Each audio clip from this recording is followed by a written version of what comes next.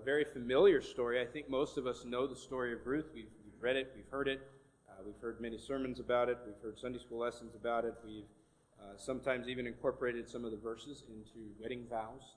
At the end of chapter 1 there, she says it to her mother-in-law, and yet it's quite appropriate for marriage ceremonies. But I want to share a little bit about what's happening, and then maybe set the stage, if you will, for the rest of the book. As Jim had mentioned, it is only 5 chapters long. You better put a bookmark in there so that next Sunday it'll be easier to find. But and by the end of it, our Bibles will open right to it, just like they have been in James for quite some time. But I was reading a lot of different pieces that would kind of just get my mind wrapped around this book and this woman, Ruth. Really, we could call the book of Naomi, because though Ruth is the person for whom it is named, more of the story is about Naomi than is about Ruth. And even one book that I read this week said that it could be appropriately called the book of Boaz, because Boaz is kind of the hero in this story. Every time we go through the Bible, we can find the quality of Christ, and in this one we find Christ as the kinsman redeemer, and he is portrayed as Boaz here. But we call it the book of Ruth. Don't know who wrote the book. A lot of people like to guess on who might have written it. Ruth didn't write it. Some people say that Samuel wrote it. Some people say that Solomon wrote it. Some people say that David might have written it. And I just say that it was written, and so we're going to just skip over who wrote it and trust that it was written correctly. But it is a beautiful piece of literature. It was written that has been called one of the greatest narratives of all time. It's a beautiful story. It's got everything for a Hollywood movie in it. It's got tragedy, it's got grief, it's got joy, it's got a hero and a damsel in distress, it's got suspense and intrigue, it's got true love, and a happily ever after kind of an ending. It's just got everything, and it's in the end of your notes here. But let me just kind of start by saying this. Let me encourage you in our studies with this. It would take you just a few minutes, less than 10 probably, to read the entire book of Ruth. But what I'd like for you to do is to join me in this study and read through the book of Ruth each week that we're here, and you will begin to, if you're not familiar with the story, you will begin to be very familiar with the story. But what happens is after we keep reading it, you come back to something. You say, was that there the last time I read it? Did I really grab that last time? And every time, I've already read through this book probably 5 times this week, just trying to just be immersed in it, and then focusing on the little portion that we'll preach through. But if you would do that, or if you don't feel like you have the time, or you don't feel like you'll be able to do it, maybe just do a chapter and just do it once a week, and just get yourself very familiar with it, and so that as we begin to refer to things, it's for your benefit, so that as we go through things, you begin to make connections on your own, as well as what I bring out in the passage, and that would be helpful to you, I think, and just help us as we are all trying to get our minds into this story here. The story takes place sometime during the book of Judges. We don't know exactly when the book of Ruth was written. We don't know exactly when it was, with the time of it, except for what it says in the very first verse there, that when the judges ruled. Now, the last verse of the book of Judges, if you want to turn back a page, will get us almost all of the background that we need to understand where Ruth is the frame of mind that we need to have to understand Ruth. And it is a verse that is repeated, I think, 4 times in the book of Judges. And we see it for the last time as the end of the book of Judges. In those days, there was no king in Israel. Every man did that which was right in his own eyes. And we see a lack of leadership. There were judges, obviously. Samuel was a judge, and And there were many of them. Samson, we can read about all of the different judges. But at that time, God was supposed to be their king. And we read in Samuel's books, we read that Israel finally rejected God as being their king, and they wanted a man to be their king. And sometime before that event took place in 1 Samuel, we read this story of the book of Ruth. But what we read here is that this was the MO, if you would, of every Jew living at that time. Everybody did what they thought was the best thing to do. And on the surface, that sounds like a good idea. I mean, it's not that everybody's doing what they thought was bad. Everybody's doing what they thought was right. But it's not always going to be the case that everything actually is right. And it's in that setting that we come to the book of Ruth. And we read that in the time of the judges, that this story takes place. We see that it took place in a town that we're very familiar with, Bethlehem, Judah. Christmas time is coming, and it's all about the little town of Bethlehem. If you think about it, there were a lot of, it was a very popular little town.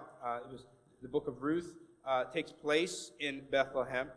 In just a few generations, the future, the greatest king of Israel will have very strong connections to Bethlehem.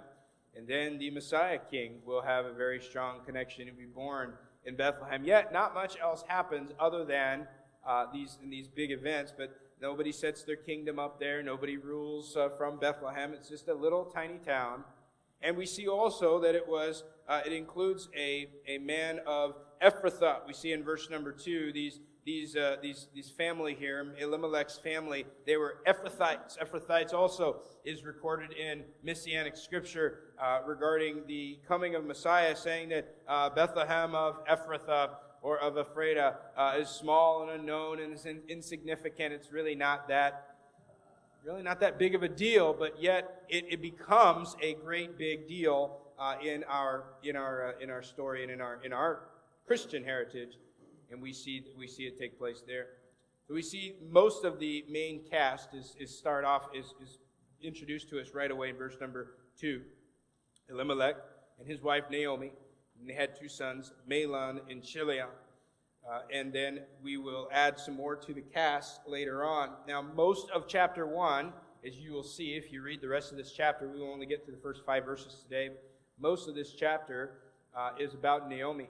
As I said, the rest of the book has to do with a lot with Naomi, and she would probably be, if this were a Hollywood movie, she would be the main movie star, if you will. Maybe not the one for whom the movie's about, but she's the one that's really making this movie work. And then we have Ruth and Boaz later on coming in to take a main role in this story. Immediately, as we read through this book, we see 2 big events that come to pass that really set the stage for the rest of the story. These are 2 events that were neither planned for nor desired. These were 2 things that happened that nobody really wanted to happen. And these were 2 things that nobody could have planned, and yet they happened anyways. We see in verse number 1, the first event was the famine in the land. It says that it came to pass when the judges ruled that there was a famine in the land. And a certain man of Bethlehem, Judah, went to sojourn in the country of Moab, he and his wife and his 2 sons. And it says there in end of verse number 2, and they came into the country of Moab and continued there. And here's the second event. And Elimelech, Naomi's husband, died. And she was left and her 2 sons. And they took them wives of the women of Moab. The name of the one was Orpah, not Oprah, Orpah.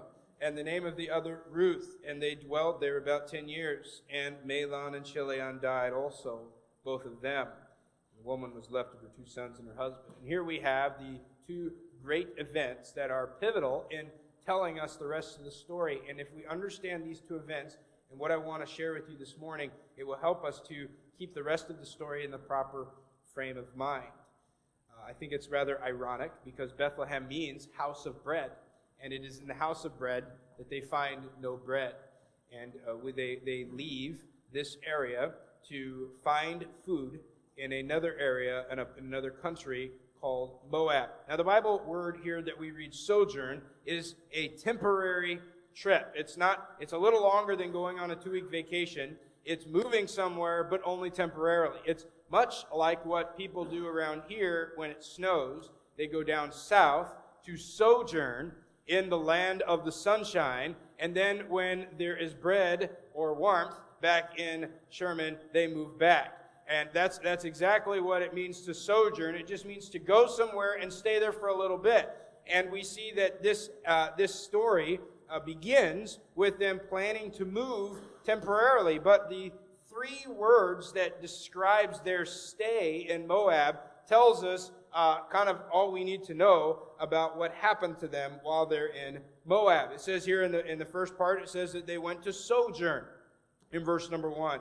But then at the end of verse 2, it says that they continued there, or they remained there. So it ended up being a little longer than a sojourn. It was the first idea is to go there, but we're going to leave eventually. And then they just decided to kind of stay. Well, we're kind of liking this. And so things are working out. They moved right away. They find bread. He gets his work. They get all the things. And it turns out to be a nicer place than they thought it was going to be. Now they're not just surviving. They're actually starting to put a life together, and they're making friends, and they're adapting to the culture, and they're just enjoying themselves. And so verse number 2, they continued there. When we read the end of verse number 4, it finds out that a sojourn ended up being a 10-year visit. 10 years, a decade of you established some kind of permanent residency there. And that's really what we understand as these first 5 verses cover 10 years of a story that is not very long, and yet it covers a long time. So we see that this famine caused a sojourn, which ended up turning into a decade, and we see then death. Now, the timeline, if we read it literally, then we read that shortly after arriving in Moab, Elimelech, the father, died. We don't know how old Elimelech was. We don't know if he was an old guy. We read from Naomi later on that she feels that she's too old to get married and too old to have children. Now that was 10 years before that Elimelech would have died, and so maybe he was old enough to have boys who were near marriage age. We don't know exactly, but he died. And then it says that they met their wives Ruth and Orpah, and then after that, then they died. They spent 10 years. So that he dies. Sometime later, both of Naomi's sons die, leaving her with 2 daughters-in-law. There's a lot of speculation that can be made about this story, and has been made about this story. If you've ever read the book of Ruth, you've probably come up with some opinions of your own. If you've ever heard someone preach out of Ruth, you've probably heard many opinions of what can be gathered from here.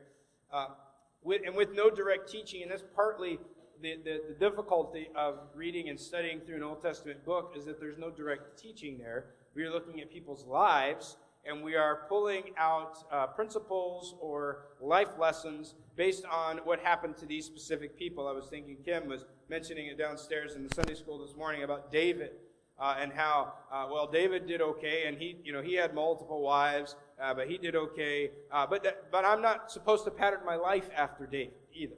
And there are things that happened to David specifically because it was David, that's why things happened to him. I don't necessarily look at David and say, well, I'm going to do what David did, so what happened to David will happen to me. If I sing songs and become a shepherd, I will one day become king of Israel. Or if I, if I practice with a slingshot, one day I'll get to kill a giant with a rock. We can't look at these stories and say, well, if I do what they did, then this is what's going to happen. On the opposite is the other side too. But there are principles that we can gather from a story like this that will help us, but we have to be careful. Daniel Block, a commentator, he said this: too often modern readers, including preachers, are either baffled by Old Testament texts or they simply get out of them that for which they are looking. And this is what we need to be careful of. We come with opinions and beliefs already held about what's going on, and we read this and we say, well, this is what I want to find, and this is exactly what I found. It proves that the Bible believes exactly what I believe. We need to go the other way around, and we need to say, what do I believe? Let me read the Bible and find out. What is it teaching me? What is it saying? Is this merely a detail of a story, or is this really what it's trying to get out of this? And I want to be careful as we go through it. And while it's not necessarily wrong to judge a decision based on its results or its outcome, That is not the goal. That is not my goal, at least. And in teaching you the Bible, it is not my goal to do that. I want to help you to understand what the story is saying and then see the relevance that it has in your life and in our life today as we read any story in the Bible. I want you and me, I want us to read it and say, this is how this story matters. How does the book of Ruth matter for me? Is it merely a beautiful love story? Is it merely a story to cover 4 or 5 pages in the scriptures? Is it something to keep our attention after it's we've lost reading through Leviticus and like, but God says I better put some stories in there to keep these folks' attention as we keep going through the Bible. Don't worry, because the hard stuff's coming later on. You're going to get to Isaiah. If you ever tried to read books like Isaiah, and it's real good for a little bit, and 63 chapters later, going, what happened? Don't worry, the Gospels are coming. There's some more shallow stories to get you through. No, there's something deeper. There's a bigger reason for that if we will pay attention.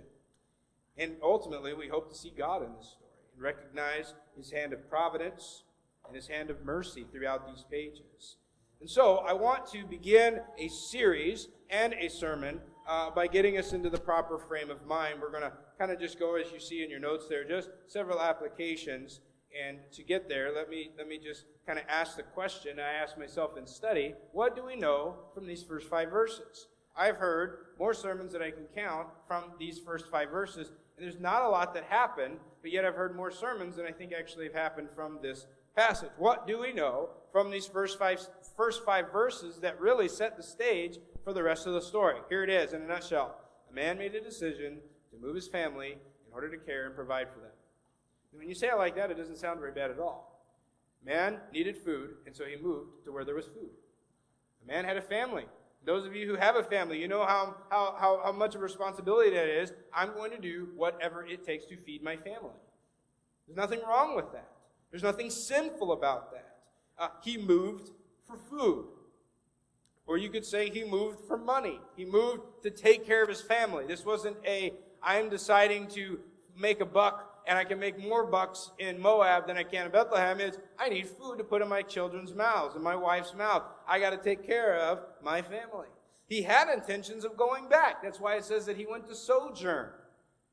And he planned to go back. And this is not a story like Jonah where he's intentionally running from God. He's intentionally trying to get out of God's blessing. He's intentionally trying to forsake everything that his forefathers had taught him. He's just looking for food. The man is hungry, and we all know the types of decisions that we make when we're hungry. Have you ever gone grocery shopping when you're hungry? You make poor life choices when you're hungry. That's what fast food industry is built on. We're hungry, and that's available. I'll have that. Have you ever eaten something from fast food and immediately regretted it?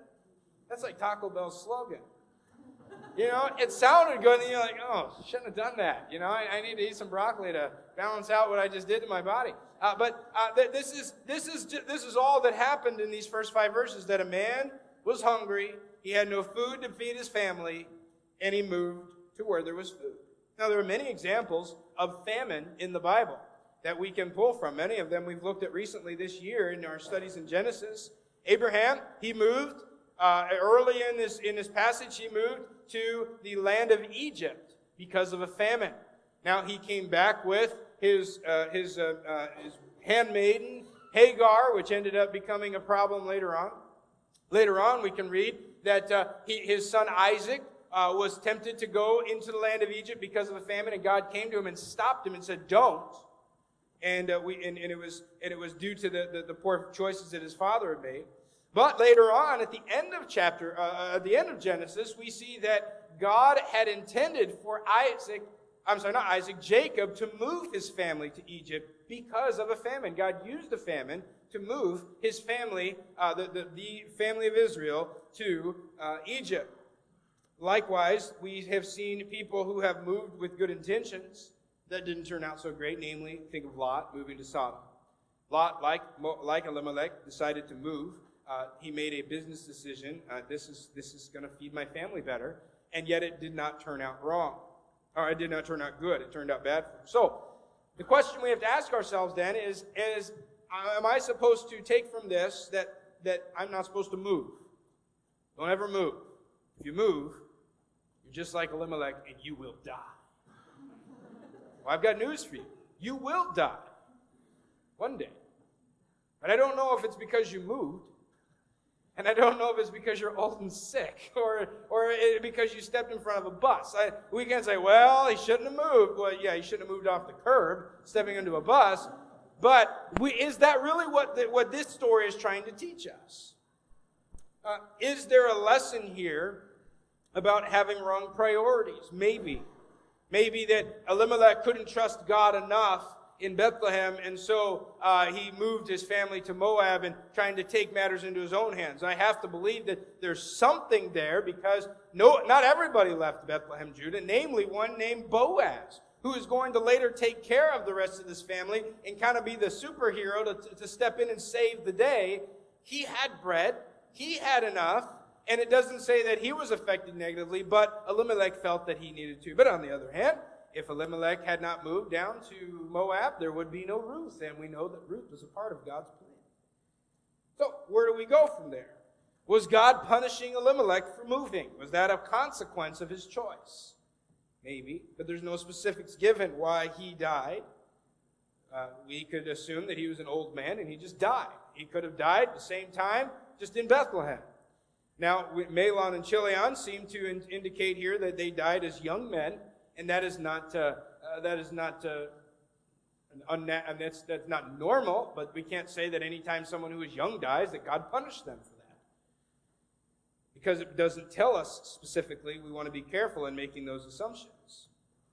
One could say that because they were married for 10 years and there was no children, maybe that was God punishing them. They could have no children for 10 years, and immediately, as soon as Ruth marries Boaz, she has a baby. Don't know that for sure. Was Elimelech wrong for moving to Moab? He wouldn't have found Ruth otherwise. Did God send the famine to get Elimelech to move? I want to read a verse to you from Psalm 105. If you want to keep your place here and go to Psalm 105. I mentioned about Joseph being sent to Egypt in Genesis the 40s chapters, and then the last one in 50. But Psalm 105 is a reference to the story of Joseph. And I want to read what it says there that we don't necessarily get from reading the story in Genesis. Psalm 105 in verse 16. It says, moreover, and it's talking about all the things. If we go back to the beginning of the book, we see here, we're giving thanks to God for all the things that he has done for his people. Verse number 16, moreover, he called for a famine upon the land. He, God, sent a famine. He brake the whole staff of bread. So God was responsible for the famine here. He, verse 17, sent a man before them, even Joseph, who was sold for a servant, whose feet they hurt with fetters. He was laid in iron until the time that his word came. The word of the Lord tried him. But I want you to notice here, and it goes on and tells the story here, that God planned the famine. And before God planned the famine, God sent Joseph on ahead so that he could get into a position so that when God sent the famine, he would send Israel and his sons to Egypt, and he already had someone in place to take care of them. And this was foretold before Joseph was even alive. This was told to Abraham, that your people are going to be strangers in a land that is not their own for 400 years. And he told Abraham about the Egyptian slavery. Now, when Israel moved down to Egypt, it was not a slavery issue, as they were actually treated as well-honored guests. But over time, we know how that turned out. But I want you to see here that sometimes God uses these events, like a famine, for punishment. But we also, as we saw that in James, remember we finished James 2 weeks ago, and looking at how God used Elijah to pray for a drought because that was what God told them he would do when they turned their backs on him. You can read that in James 5. When God said in Leviticus, when you turn your back on me, here are the things that I'm going to do to get your attention, to turn you back to me. And one of the things is, I'm going to withhold rain, which means no food, which is a famine. And so we see that sometimes God uses events like these as punishment. We also see that God uses them as a part of his divine purposes, like the story of Joseph here. And so though we can't be sure to the answers of all of the questions that people have asked of these five verses and others later on, there are some truths of which we can be certain. And so I want to share those 4 truths with you this morning. Number 1, good intentions are not good enough. Good intentions are not good enough. Elimelech moved to Moab, not for sinful reasons. He did not move to Moab because he was trying to run from God like Jonah. I said this. He moved with good intentions. Is it good to feed your family? Yes. And the New Testament tells us that if you don't care for your own, you're worse than an infidel. And that's the basic need. That is my responsibility to take care of my wife and my boys. Above all other people, it's my responsibility to take care of those people right there. And I am supposed to do, kind of whatever is necessary to feed my family.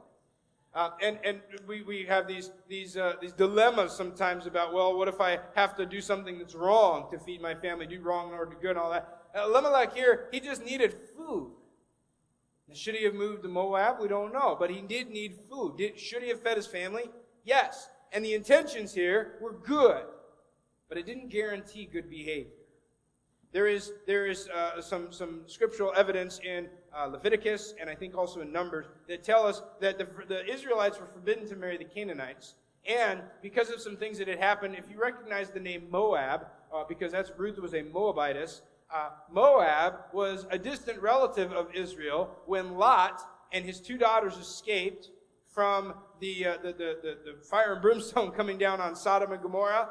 And his wife turned, and she turned a pillar of salt. The only 3 people that escaped from Sodom was Lot and his 2 daughters. Well, if you remember the story, I think it's Genesis 19 or something like that. They got their dad drunk. They slept with their father, and they had children with their father. One of the babies' names was Moab. And he is the father of the Moabites. So Ruth is a distant relative of Israel in that her forefather was the nephew of Israel's forefather, Abraham. And so we see here that they were because of that and some other things that had happened, they had refused Israel bread in their wilderness wanderings.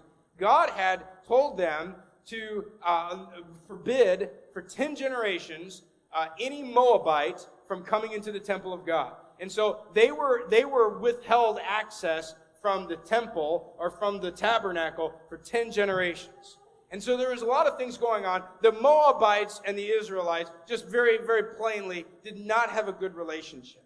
And so the fact that someone from Israel was going to move to Moab would be very similar to someone from America deciding, we're going to move to Afghanistan. And I'm an American, going to wave my red, white, and blue flag on the back of my pickup truck, and I'm going to drive up and down the streets of Afghanistan, God bless America. You're not going to be very popular, to say the least. That's somewhat what I imagine living in Moab as an Israelite would have been like. But it worked. And we see that they stayed there for 10 years. The intention was not to stay forever, but it didn't turn out that way. And here's why good intentions are not good enough. Because they don't guarantee good behavior. Also, my estimation of what is good enough isn't always good enough. That's why the last verse of Judges tells us that everybody did what they thought was right. And on the surface, that sounds okay. But what you think is right might not be right, according to God. What you think is right might not be right according to the law, man's law. And so you and I, going around and living life and doing what I thought was best, isn't always the right thing to do. Do you agree with me there that what you believe is right is not always right? That's why it's important that I let this determine my moral code, not what I think is good and bad. I am corrupt. I am messed up. I am broken by sin. There's verses all through. I put some in your notes. Look them up. But Isaiah 53 tells us that all we like sheep have gone astray. We have turned everyone to his own way. We have a shepherd. And we, even as Christians, we tend to wander from the shepherd. We say, I want to do it my way. I want to do this. And this looks good to me, but this looks good to him. And so everyone just do what you think is good. That's how we'll live life. And that's exactly what happened in the book of Judges, and we see just chaos. We see crazy things happening in the book of Judges simply because they lived a life that they thought was good. It's so important that we as Christians take the book and read the book and know what it says and say, okay, the book says that this is right to do, then this is what I will do. The book says this is not right to do. This is what I will not do. What am I going to do? How am I going to live? I'm going to look in here and see what I need to do. I'm going to follow the leading of the Holy Spirit. I'm going to follow the truth of God's Word. And from that, I'm going to find my behavior. Not my good intentions, not what I thought was good, not what I planned to be right, but what God said is right. Number 2, God's will cannot be based on temporary circumstances. Now, I want you to think about this story for a minute. There was a famine in the land. Elimelech and Naomi are sitting around the kitchen table. They're eating their last loaf of bread. And Naomi says, there's not been any food at the grocery store. And the fields are not producing.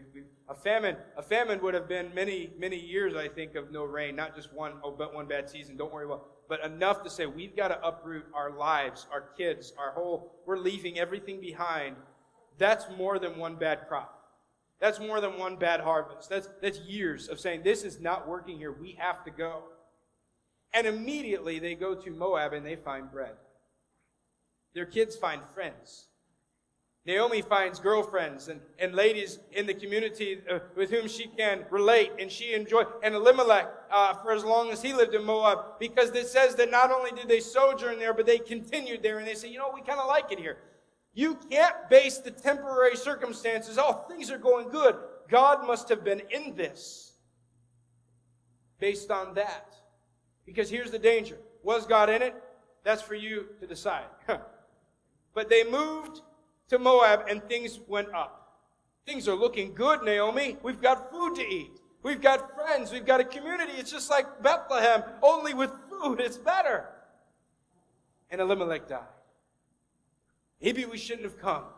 Elimelech is dead. Maybe we should have never left. But then Mahlon and Chilion come home one day and say, Mom, guess who we met today? Met these girls. One is going to have her own TV show one day. She's going to be amazing. And she's going to give away cars. And the other one is she's just a wonderful lady. And it's going to be awesome. And things get going up again. And if you've ever had someone in the family as they're getting married and you can just tell, she's the one. If you know anything about the story of Ruth, if your son came home with a Ruth, you would be excited. She is a wonderful girl, and you could just imagine watching that relationship grow and bud, and eventually proposals and marriage, and this is good. Things are going great. Your father's death was awful, but there's joy back in the family now, and not only just Mahlon is married, but now Chilion is married, and they've got good girls, and we're gonna be able to rebound from this. Things went back up again, and then Mahlon and Chilion. And that was the straw that broke the camel's back, if you will. And in verse number 6, Naomi's just going to go home. She's going to go back to Bethlehem. She's lost everything in her opinion. But it went up, it went down, it went up, it went down, and you cannot base God's will on the temporary circumstances of life. Just because things are going good right now does not mean that God is blessing. If you rob a bank, you steal $1 million from the bank, and the police don't catch you right away, that doesn't mean that God blessed your heist. Right? You say, oh yeah, God was in this. He didn't let me get caught. But 2 weeks later, you got caught. Oh, I guess God wasn't in this. If you get cancer, it doesn't mean, oh, God was punishing me. I shouldn't have done this. God punished me for this. Just because things are going good doesn't mean that God is blessing them, and just because things are going bad does not mean that God is not in that either. God uses the circumstances of our life. I would say that God even plans our lives, good and bad. When we think of God, we think of the one who does nothing but good. And every good gift and every perfect gift does come from above, James says. But remember that my definition of good is not always the same thing as what God's definition of good is. When I think of good, I think of a raise. I think of Christmas morning. But that doesn't happen all the time, does it? Things sometimes happen badly. And we say, oh, God is judging, or God is not in this, I have to leave. No. Just because it didn't go the way you wanted it to doesn't mean God's not doing something. So don't base or judge God's will on the temporary circumstances. And I highlight temporary there because they are exactly that. They are temporary. You have a good day, enjoy it. It's not going to last. But if you have a bad day, it's not going to last either. I'm not going to say enjoy it, but it's not going to last. They all go up and down. They're temporary circumstances. Number 3, much of life's circumstances are out of control, out of my control. The only thing I can control is my response to those circumstances. Is anybody going to stop Elimelech from dying? No. Is anybody going to stop Mahlon and Chilion from dying? No. Was this Naomi's fault because she somehow coerced her whole family to move and she was the only one that remained alive and God was punishing Naomi by killing those 3? Or was God punishing those 3 and Naomi was completely innocent? Whatever way you want to look at it, you can't affirmatively say either way, but those were out of control circumstances. You can plan your life, but things are going to happen in your life that you didn't plan for, right? Has anybody ever planned for the car to break down? You know, I haven't given the garage any money lately. I think I'll wreck my car. You know, I forgot to get a permit to a tag to hunt a deer, so I think I'll just run into one on the freeway. Nobody plans those things, but they happen, don't they? Nobody ever signs up for cancer. Nobody ever signs up to lose a loved one. Nobody ever signs up and says, I want to be laid off at my job. I will take a 50% pay decrease. I will do this embarrassing thing that kind of hangs over my family's head for the rest of time. But these things happen, don't they? Many of the circumstances of life are not under our control, but we do control our response to them. We will see as we continue through chapter 1 later, we will see how Naomi and Ruth both responded to the horrible things that happened in their lives. But here's the thing. You can't change your actions from the past. We look at stories like this. Here's what we do. Here's what I do. I very naturally do this. We read these stories and we say, Elimelech, you should have never moved your family. You're a horrible person. We go to Sunday school and we read about David and we say, David, you should have never done that. We're really good at judging other people's pasts, aren't we? I'm actually pretty good at judging other people's presents. You should have never done that. You shouldn't be doing that right now. That's wrong. And we are very good at the I told you so. I would have never done that. I would have done it that way. You shouldn't have done it. You should have come to me and asked for my advice. You should have asked me what I would do. WWTD. And that's how you should live your life. What would Tim do? Okay, but that's not helpful at all, is it? You ever have a parent, you skinned your knee, riding your bike, or doing something stupid? Usually I'm talking to the boys here. We did something stupid as a kid. You knew that if you went to one parent, you were going to get sympathy and compassion, and if you went to dad, you would get absolutely none of that, right? Well, you shouldn't have done that. That was stupid, wasn't it? My youth pastor, he had a saying. Whenever you did something stupid and you got hurt, he goes, well, you have to be tough when you're stupid. You're going to do stupid things, and you're going to learn to be tough. And that's just how it's going to work. Well, these are the unhelpful responses that we get. The only reason that it is helpful to look at the past, for instance, why we study history. Why do we study history? So we can judge George Washington? So we can say, oh, if I cross the Delaware at this time of the year, I too will become the first president of the United States. But that's the only reason, because he crossed in a rowboat. If he used a jet ski, that would have totally changed the course of the war. If we hadn't landed in Normandy, why do we study history? To judge? We study history so that we can learn from the decisions and the choices of others and apply them to our lives. You and I can both sit down and discuss the horrible things and decisions we've made in the past. And if we leave it there, it doesn't help anything. The only way it helps is if we take the wisdom that we have gained from the past and we begin to apply it to the present. And say, you know what? When so-and-so did that and it hurt them, I'm going to learn a lesson from that. And I'm going to apply it to my life today. Now, it may not be universal, but here's a good principle to follow. Or when I did this in the past, this bad thing happened, or this good thing happened, I'm going to take that with me into the present and apply it into the future, and I'm going to try to make my life better because of what I've learned either from my past or from your past. That's the only way that the past will help us. And this is how we control our response to them. So you cannot change your actions from the past or what you did yesterday. But you can control your actions of the present, what you will do today. And we can pick apart and judge our actions, but only if we let them affect today's choices will they do us any good. Number 4 and last, and maybe the biggest of all, the biggest lesson of all from this passage here. Number 4, regardless of the circumstances, temporary or otherwise, it might be permanent, it might be you lost someone, that's permanent. You have a debilitating health issue and that will be with you for the rest of your life, that's permanent. Or it could be temporary, you lost a job, you lost some money, you lost this or that, maybe a bad day, you said something, you lost a friendship, I don't know what it is. But those are temporary. Regardless of the circumstances, we know this. God is at work. God is doing something. This is why I want you to read the book of Ruth. At least read it this week, because I want you to know what happens at the end. I want you to see how that before Elimelech ever moved to Moab, before Elimelech was ever born, God in Genesis promised a Messiah.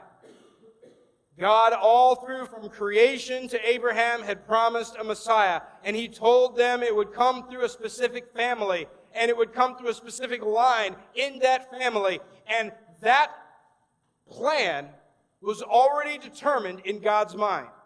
Okay? That means that God had already planned for a woman from Moab named Ruth to be brought into His family, to that bloodline of Christ. God had planned for a great king named David, and He wanted his great-grandma to not be Jewish. He wanted his great-grandma to be Moabite. And God planned for that. Now, if Mahlon is the one who married Ruth, we see that in chapter 4. If Mahlon is married to Ruth, she can't marry Boaz. And if Elimelech doesn't get into Moab, they don't meet Ruth and bring them back to meet Boaz. Because Boaz is going to be the great-grandpa of David. And regardless of should-have, would-have, could-have, we do see that God is moving throughout this story. Sometimes very obviously, and sometimes in the background, and sometimes in the spotlight. And we see that God is working His plan for His good and for His glory to do what He wants to do and accomplish what He wants to accomplish in our lives and through our lives. And sometimes it means that we enjoy the joys, and sometimes it means that we endure the suffering and the pain. But through it all, God is working.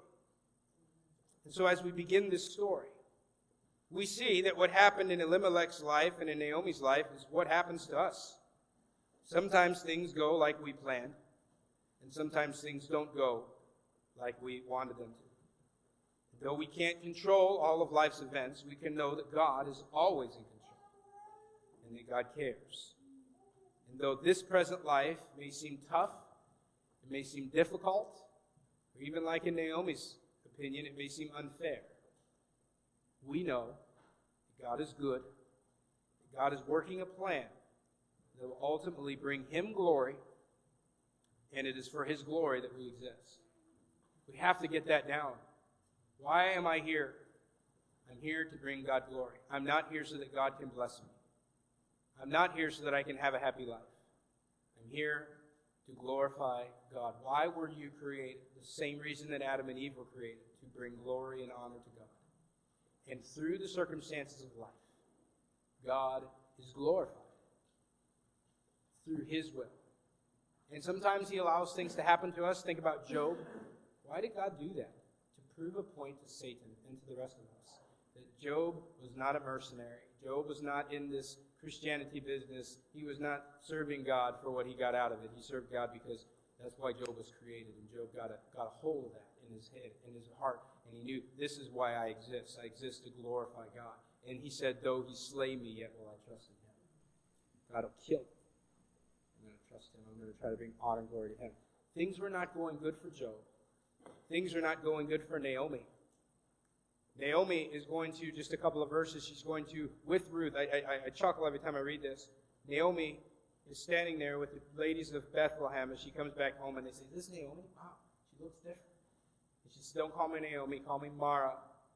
The Lord has dealt very bitterly with me." And she makes a statement, she goes, "I went out full, and I came back empty." And she's standing right beside the woman who later would be said, she is better to you than having 10 sons. If I were Ruth, I'd be like, what are you talking about? You got me. You tried to talk me out of coming with you. She tried to talk her out of being Christian. To say like that. She told Ruth and Orpah, she said, go back to your gods. Go back to your land. I'm just done with this. I'm just going back. She's only looking out for herself. And she is telling these ladies, I have nothing. And they're like, what about her? Who's she? Well, she's my daughter-in-law, and she's the one who cares for me, and she's the one who won't let anything but death separate us, and she's the one who I couldn't get rid of no matter how hard I tried, but I have no one in this life. And Ruth is going, what am I? Who am I? How we look at the circumstances in our life. It's really it's all about our response. And if we can get this one thing down, God is doing something in your life. And it might look good, and you might be happy with what he's doing, and it might be bad, and you might be, God, I wish you wouldn't do this. But he's doing something. And as I told the folks that came to the prayer meeting Wednesday night, we've got to get to the point where we desire what God desires. If I could get my heart and my will to be what God wants and to desire what he wants, though the bad things come, I say, you know what, God, if you're accomplishing your will, then this is good. Or as the songwriter said, it is well with my soul. Though the bad things happen, though the good things happen, I want what God wants. God is working, and I want God to do what he wants to do in me and through me.